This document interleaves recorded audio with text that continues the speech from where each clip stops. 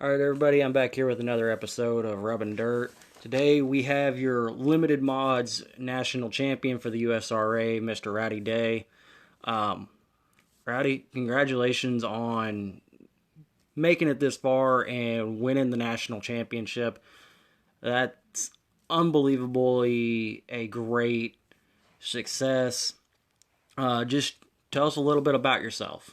Uh, I've been racing since 2009, I believe. Never won a championship, much less a national championship.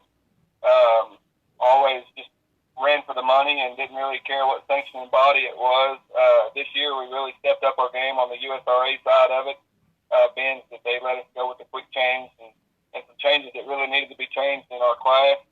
Uh, you know, like I said, we had a lot of luck on our side this year, and very fortunate to come out on top.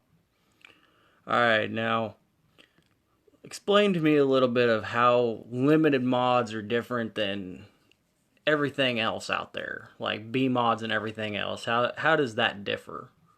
If you want my honest opinion, I'll tell you straightforward. A limited modified is nothing but a bona fide eco mod.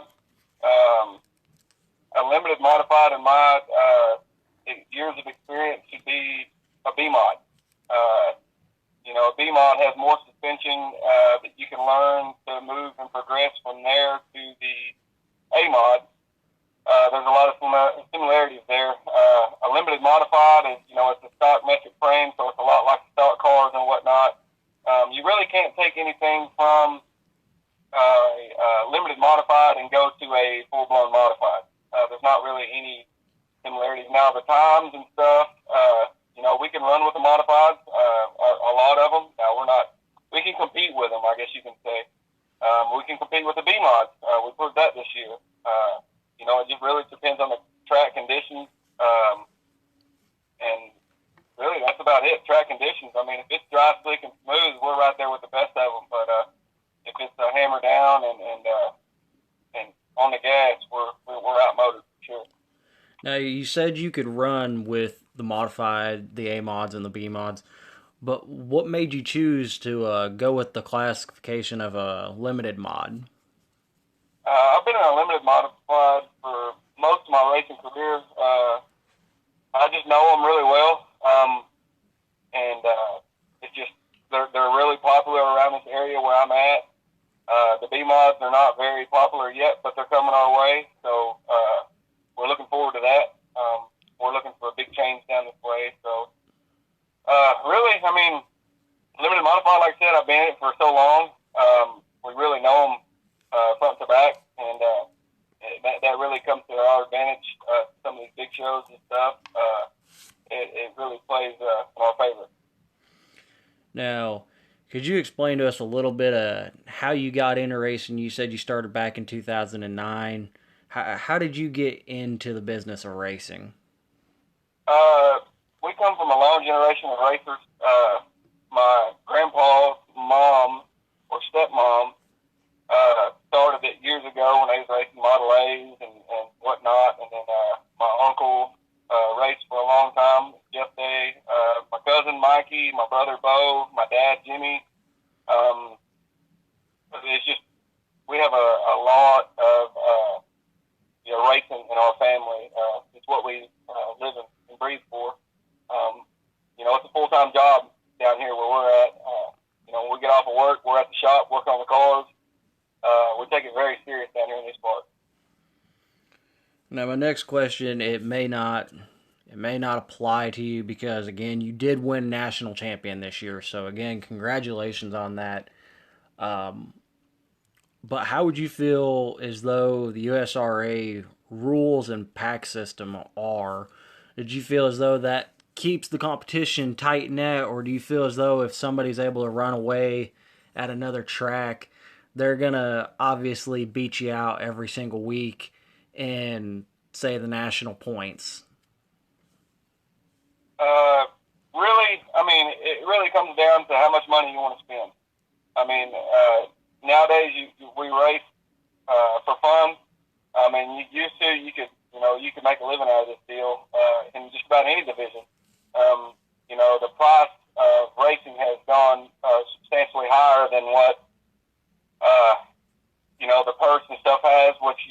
which USRA has really stepped up their game as far as the purses and stuff.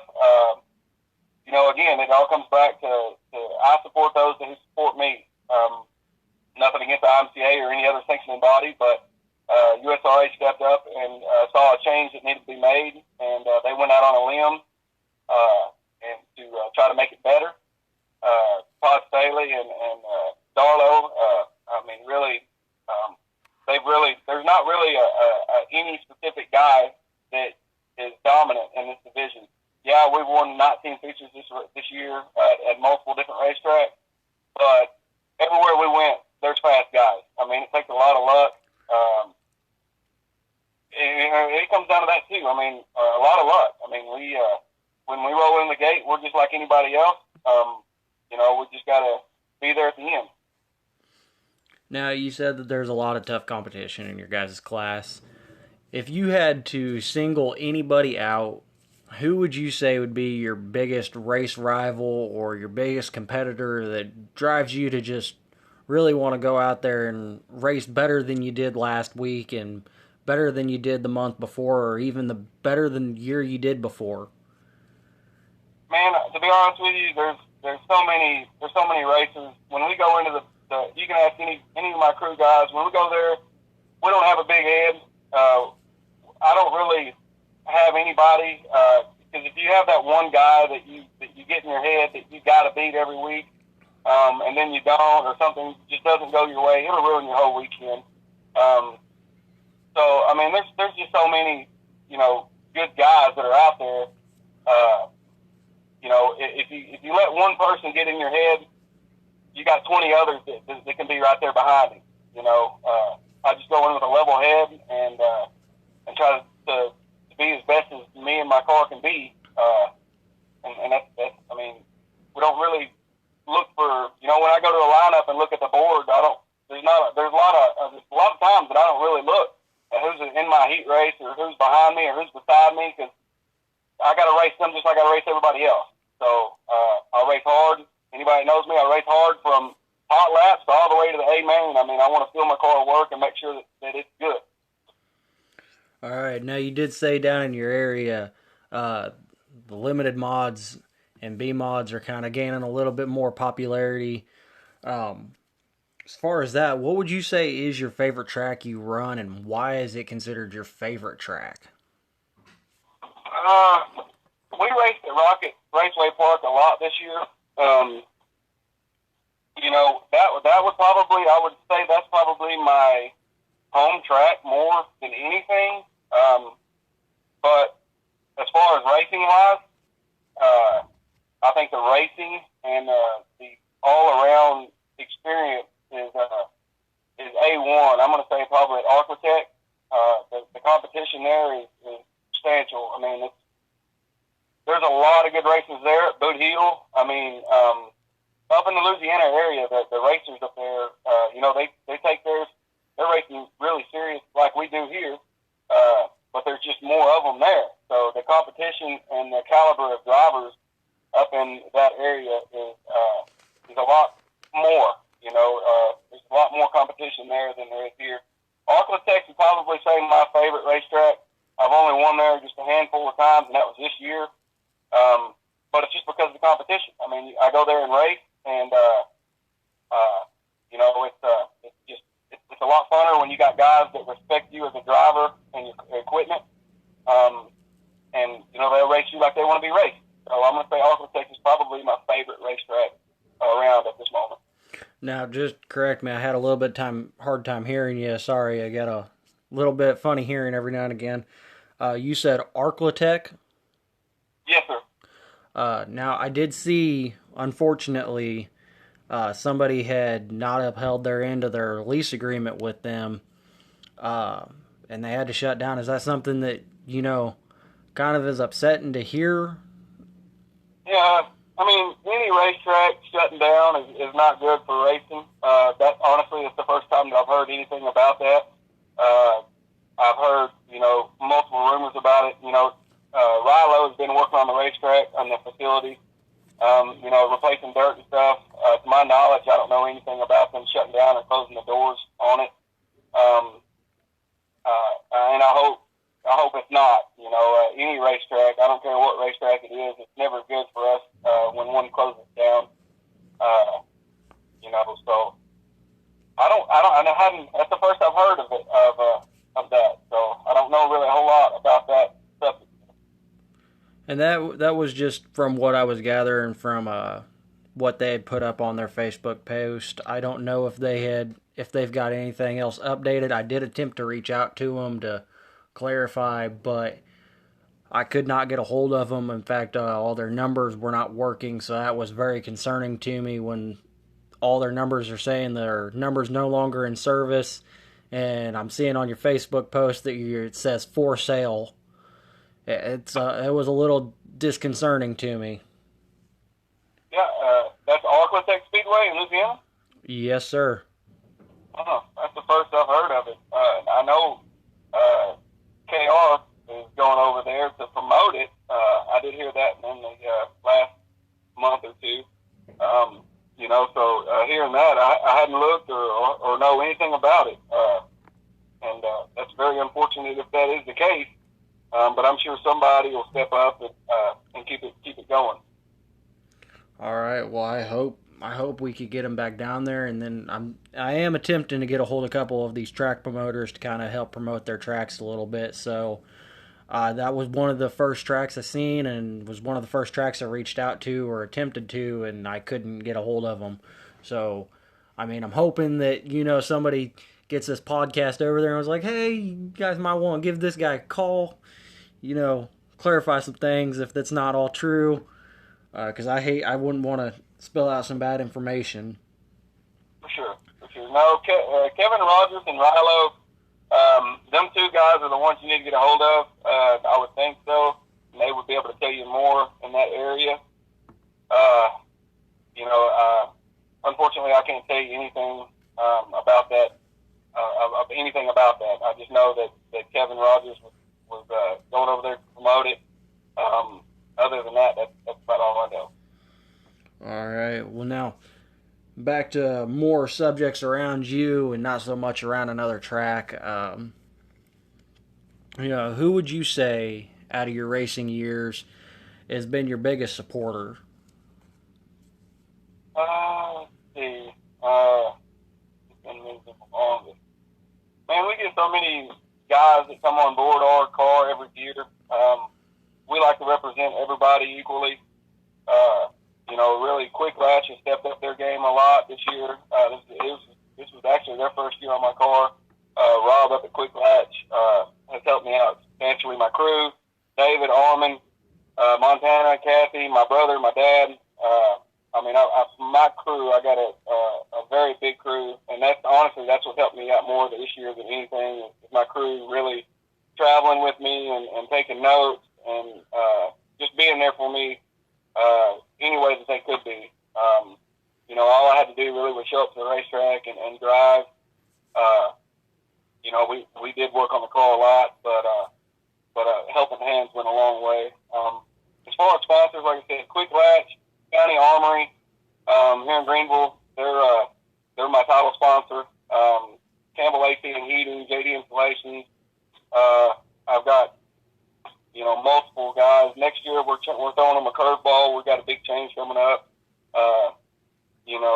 As far as chassis and stuff. So that's kind of hush right now until that gets out. But let's see. Well, we won't push you on that chassis question. We'll let you keep your secrets for now. But about 3 or 4 weeks into next year, I'm gonna push you a little bit more on that question. Yeah.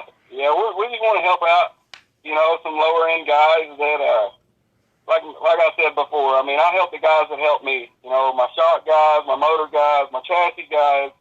Anybody that helps me, I really like to go out of my way and help them progress as a business.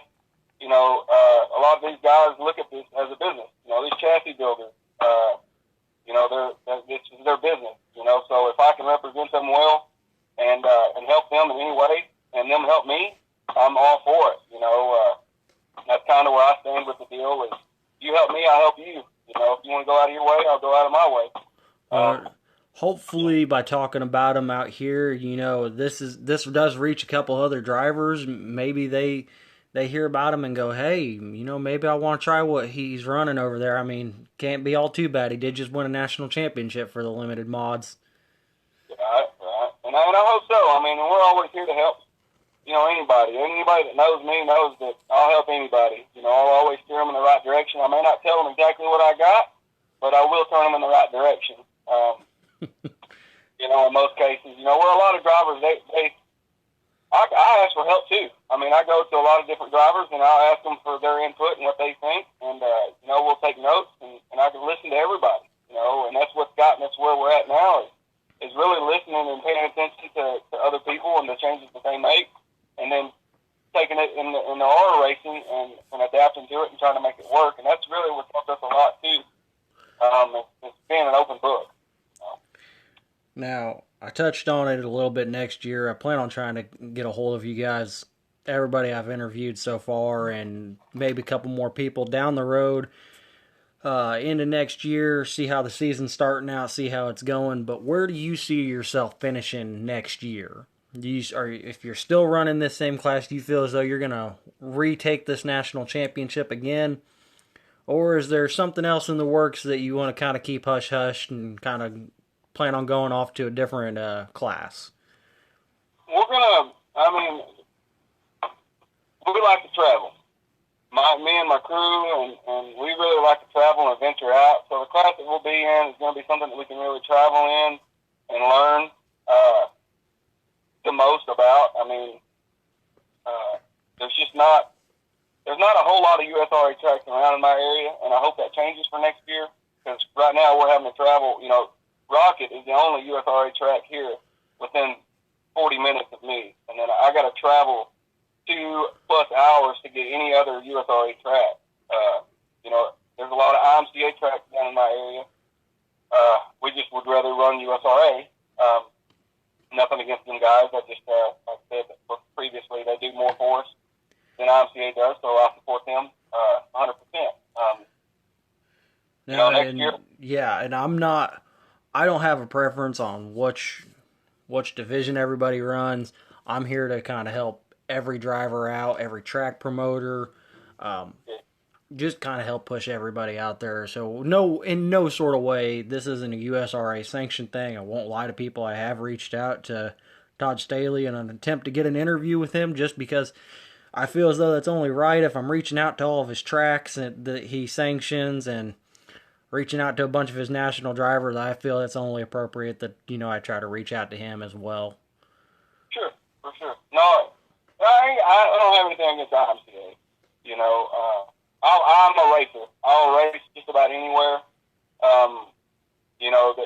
Sometimes things are different with different, drivers and stuff. They like to favor one or the other. Me, I go where the money's at. If it's IMCA, it's IMCA. If it's USRA, that's where it's at. I got bills to pay just like everybody else does. So that's kind of the way I see it.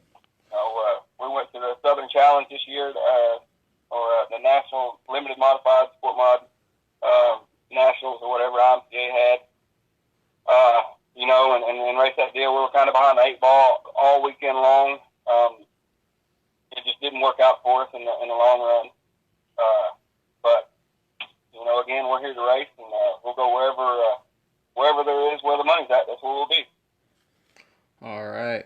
Now, question I have for you next is, if there wasn't any sort of issue like time, financial, your full-fledged sponsored, everything like that, is there a class that you would see yourself loving to race other than the limited mods, or would it still be limited mods? I've raced just about a lot. I mean, I've raced just about everything. We raced A mod last year. We won our first modified race last year, big mod, and I really enjoy those. I just can't afford it.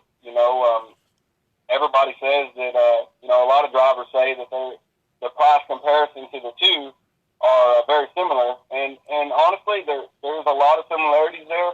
But when you got to spend $300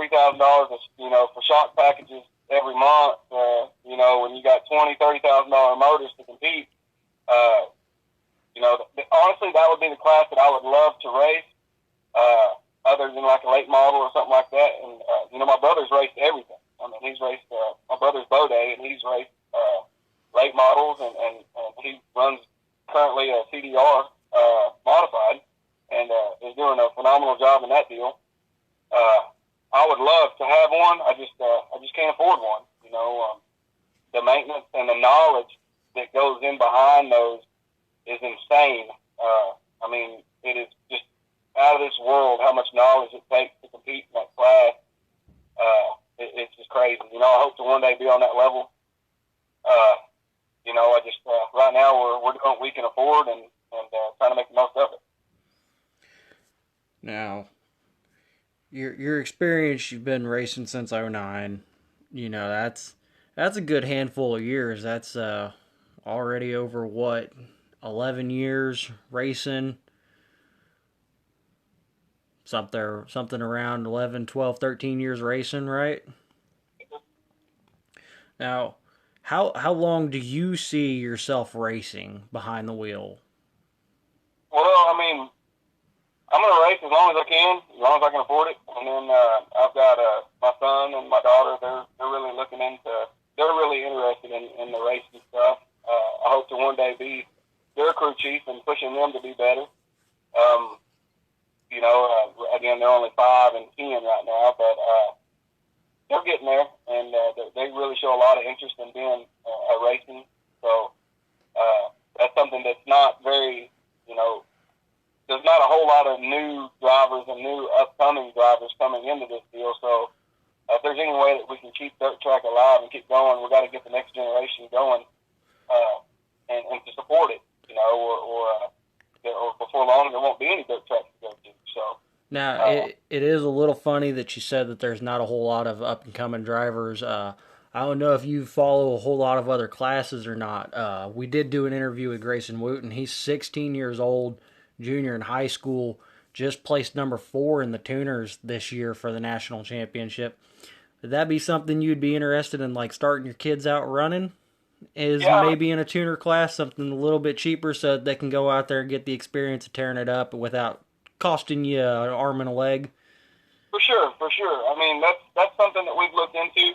And honestly, we got my nephew and he's a little older, and he's wanting to get into racing and stuff.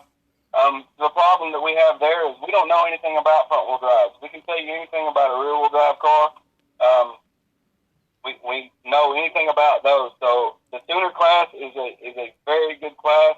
There's the car count that those guys get all over the world really is crazy. And they're fast. Like I'm not taking nothing away. I'd love to drive one myself, but I just don't know anything about them. And if I put my kid in something, I want to know that they got good equipment. And that was something on that topic there.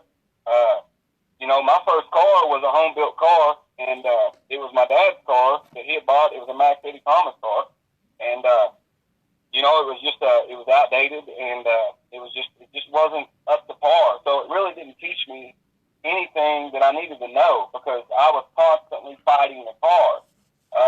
Now once I got into good equipment and was able to learn, the car was more consistent. That really helped me more than anything. If you put a new driver in a car, they're going to try to adapt to that car. Well, if that car is not up to par and it's not good, your results are going to show it. You got to spend the money no matter what class you're in to compete.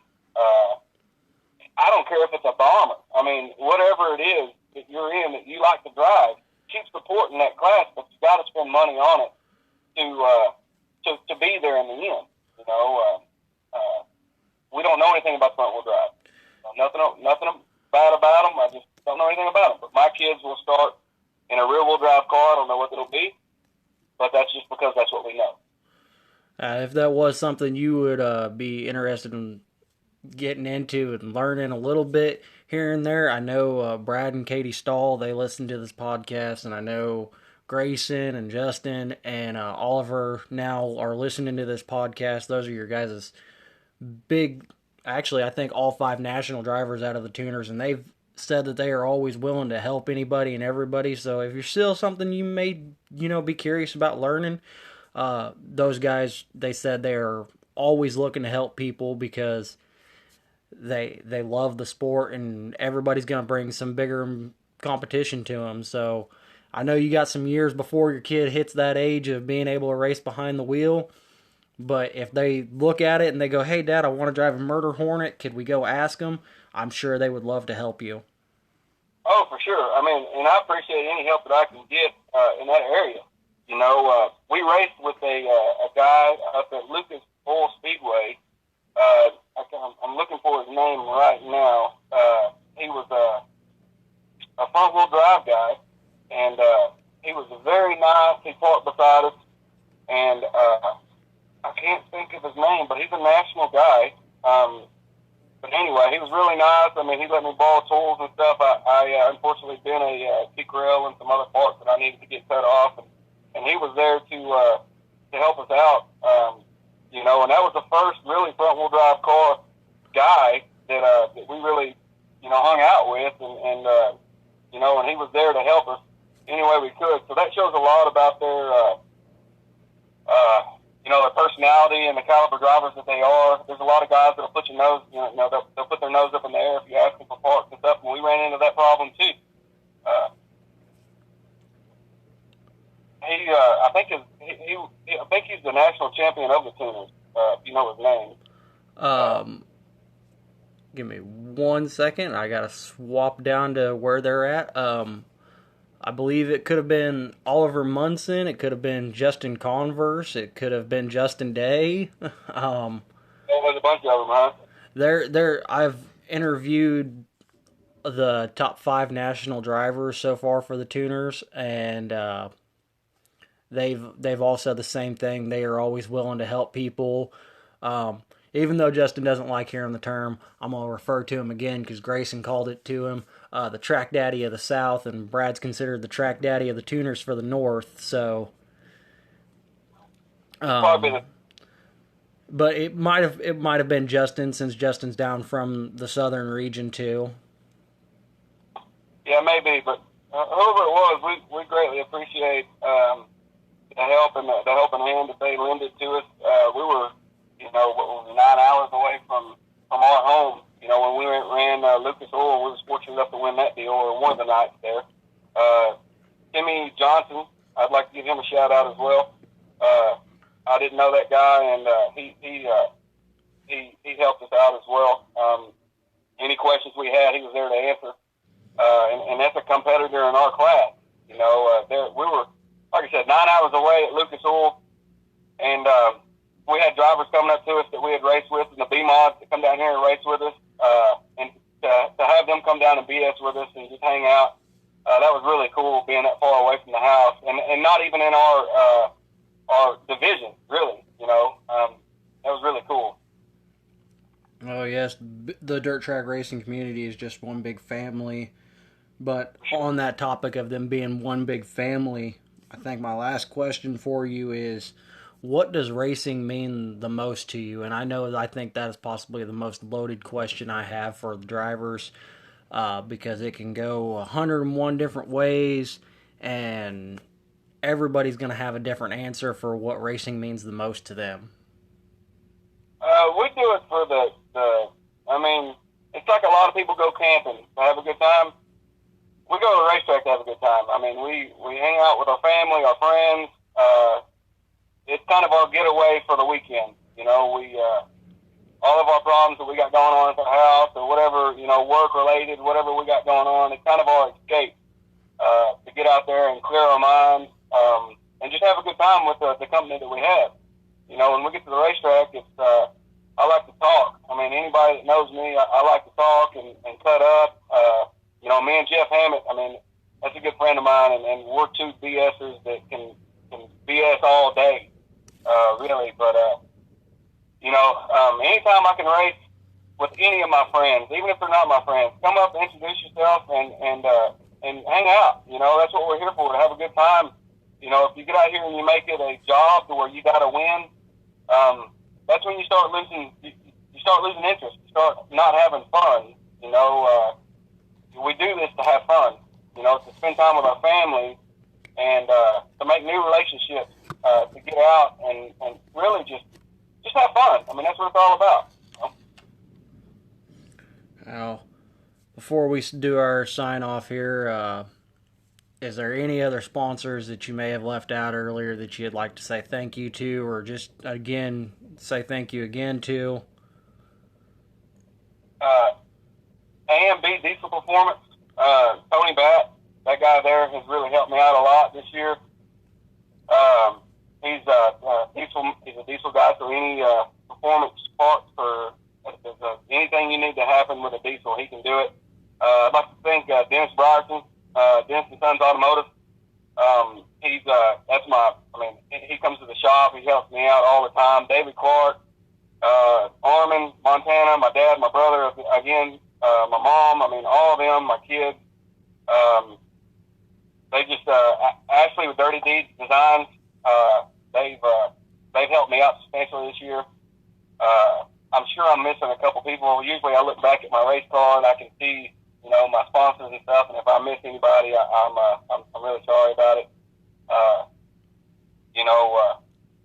I can't thank my guys and my sponsors enough for everything that they do for me. I couldn't do it without them.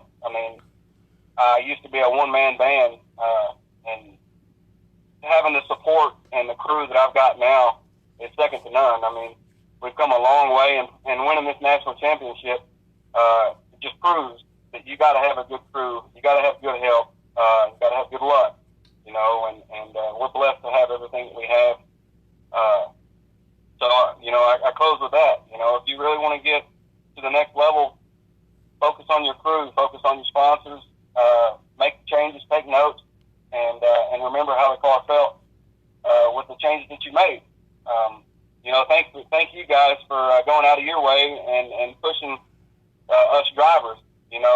Getting us out there to other places that I've never met you in my life, and here you are. I'm talking to you, and you're helping us out. In any way that you can, we appreciate it. You guys don't get enough credit. Race on Texas, XR, all these places that travel track to track. We greatly appreciate all you guys that help us and promote the dirt track industry. All the promoters, all the track owners that put in all the hard work behind the scene. Kevin Cestera, Kevin Rogers, Rilo, Tim up at Boot Hill. Y'all guys don't get enough credit for the heartache and having to deal with us drivers week in and week out. So I'm here to thank you guys for doing everything that you guys do. Well, I personally think it takes a special breed to kind of love the heartache from the drivers. So without you guys, there would be no dirt track racing. On our behalf, if you would like to support us, come listen over at Anchor, come listen over at Spotify if you're listening already. If not, please share this podcast out to everybody. Thank you to W Energy to still help us promote ourselves and help us promote dirt track racing. It's always a pleasure to talk with our drivers and not let the sports go away, because it's not all about rednecks, NASCAR, red letters of dirt. We're human beings, we love to race, and it does take more than just turning left on a dirt track. For sure, there's no doubt in my mind. You exactly hit the nail on the head right there, brother.